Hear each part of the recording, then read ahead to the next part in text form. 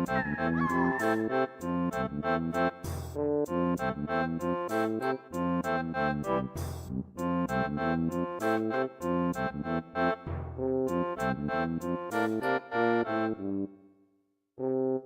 this is Biophoenix here, and this is my second episode of my reviews. And today's game is one of many games from my childhood, and that is Glover. It was made by Interactive Studios and Hasbro Interactive. Is that enough interactive for you? Well, it was released in 1998 in North America for the N64 and the PC, but later was made in 1999 for the PlayStation 1. Also, if you look at the cover for the N64 version, it says only for N64, which means they were probably bullshitting a little bit. But when I first played this game, I used to have it on the PC, but unfortunately I don't know what happened to it. But now I do own it for the N64, so that's all good. Meaning that I'm only going to review the N64 version. So now you're probably wondering what this game is about. Well, first of all, your main character, you're a glove named Glover. Yeah, that's really original, right? But there was a wizard who owned a castle, and a land protected by 7 magic chaos emeralds, crystals. But they both look almost similar, although the crystals in this game are all green rather than being different colors though. But the wizard mixes 2 potions that don't go well together, and what happens is that the wizard turns into stone and falls through the floor, and the 2 pair of gloves that he was wearing go flying. The glove that goes flying out the window is the main character, known as Glover, which you already know that already. And the other one falls into a cauldron, and basically when he gets out of the cauldron, he looks all like evil and demented looking and probably wants to kick your ass. But when Glover is outside, he is trying to turn the crystals into little bouncy balls, just so the crystals won't break. And yeah, I'm not talking about balls as in testicles, alright? But when the crystals are transformed into the bouncy balls, they get stuck into other worlds, and that's basically where your levels are going to be. But now the land looks like a dumping ground of shit. Or Mars, whatever which one you prefer. So what you're pretty much doing is that you have to restore the land back to normal and save the wizard and beat the shit out of Cross Stitch while he's trying to make your life miserable. But now on to the gameplay. It's almost like Super Mario 64 with its 3D platforming and some power-ups on the way.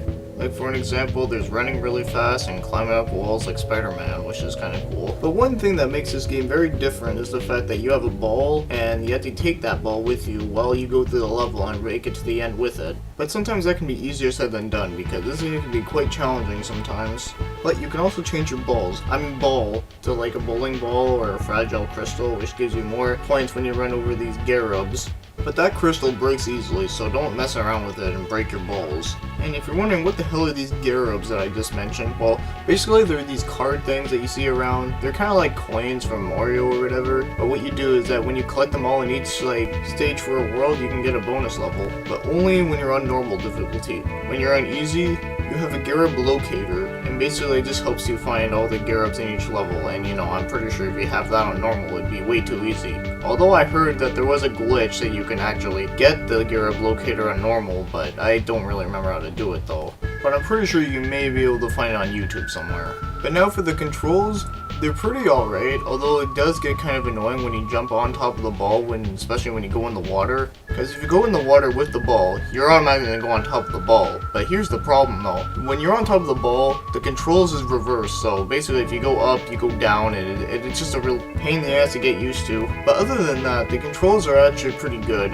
although the physics with the ball going around can be a little bit wonky at times.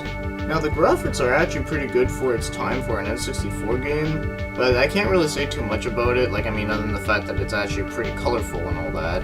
So I can't really say much about that, although there is the fog, but you know what, that's in so many games out there around this time, I don't really think it really matters to bring it up. But as for the music, I actually really enjoy the music in this game, although I do find that in the carnival level it sounds a little bit way too happy, but then again, I fucking hate that place. But the music that I'm playing in the background right now is probably one of my favorite and most memorable themes in the game, although for some reason it kinda reminds me of a song by Moby, if you know who he is, and just so you know, I'm not a huge fan of him, but there are some songs from him that I do find to be alright. Now if you want to know something interesting, Hasbro was actually going to make a Glover 2 on the Dreamcast, but it was scrapped unfortunately. But to me, I think it would have been really nice to actually see a Glover 2 game though, but unfortunately I don't think that'll ever happen though. knowing the gaming community these days. But oddly enough, there was a prototype that you can actually download somewhere, I can't remember where though. But one thing I found kind of neat about the prototype, from what I've seen of it, was that apparently they made a new attack where Glover would basically turn into a boxing glove, and I thought that was actually kind of funny. But unfortunately, I think the prototype might be the only thing we'll probably ever get to another Glover game though. By the way, I have a random question for you all. I don't know if it's true, but just from things that I've been hearing and going around and all that, is it true that the PS1 version of Glover was like really shitty? Like, I don't know, because I never played it, and well, I already have an N64, so I don't really need it on anything else, but I'm just wondering if anyone out here has ever played it on the PS1, because I'm just wondering is all. Now, if I'm rating this game, I'd probably have to give it an 8 out of 10. A pretty fun 3D platforming game, but I still personally really enjoy this game, even if it does have the reverse bullshit control thing, but yeah, I still think it's actually quite fun.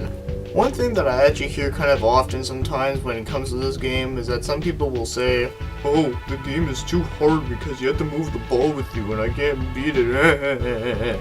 Well, here is one thing that I have thought about though, is that if they actually took out the whole idea about bringing the ball with you, then it would probably just be a very bland, boring platforming game that would basically be a ripoff of Super Mario Bros.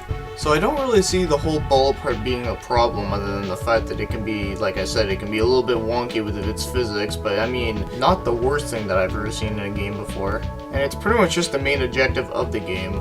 But I can understand the fact that the game can be a pain in the ass, because, trust me, this game has given me a bit of a hard time. But anyways, for a really underrated game like this, it's actually not that expensive, so if you ever do see it, I'm pretty sure it probably wouldn't be that expensive, so I'd probably go pick it up if I were you, because I actually do think it is really fun, and it's just unique. Well, that is it for today, and I hope to see you next time, so thanks for watching and commenting.